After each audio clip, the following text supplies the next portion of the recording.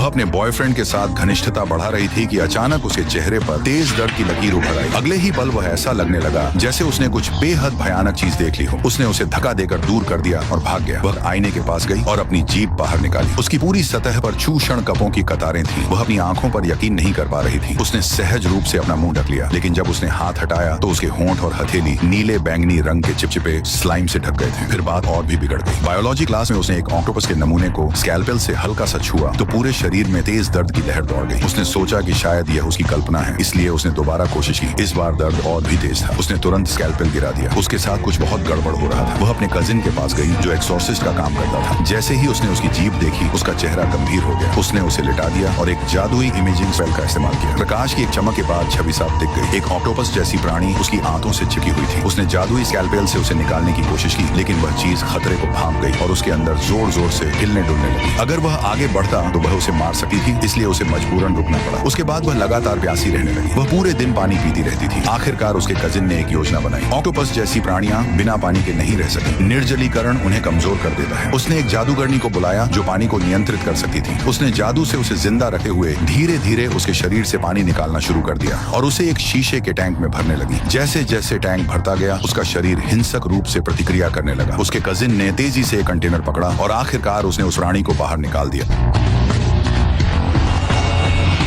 जी पर लगे चूषण का काम नहीं कर रहे थे, लेकिन भयंकर प्यास कभी खत्म नहीं हुई। सबने सोचा कि यह सिर्फ साइड इफेक्ट है। वह स्कूल वापस लौट गई और सामान्य जीवन जीने की कोशिश करने लगी, लेकिन असली कहर अभी शुरू ही हुआ था। एक और बायोलॉजी क्लास में अचानक कमरा ठंडा और दबाव भरा हो गया। उसके सहपाठी अजीब तरीके से हिलने लगे, जैसे कोई अदृश्य शक्ति उन्हें नियंत्रित कर रही हो। उसकी नाक से नीला तरल टपकने लगा और उसका मुंह अपने आप बोलने लगा। आवाज भी उसकी जैसी नहीं लग रही थी। फिर जैसे ही उसने दोबारा बोलना शुरू किया, क्लास के हर एक छात्र ने स्कैल्पेल उठा लिया और अपनी गर्दन की तरफ तान दिया। आखिरी पल में उसके कजिन ने कमरे में घुसकर एक स्पेल फेंका, जिससे सब सो गए और तबाही रुक गई। बाद में उसने उसे बताया कि जब उसने उस प्राणी की जांच की तो पता चला कि निर्जलीकरण से वह पूरी तरह मरा नहीं था। शायद कुछ और भी उसके अंदर बचा हुआ था। जब वह दोबारा होश में आई तो उसने उसके दिमाग का एक और स्कैन कर लिया था। जो चीज उसने देखी उससे उसका खून ठंडा हो गया। एक और ऑक्टोपस उसकी चेतना से कसकर चिपका हुआ था।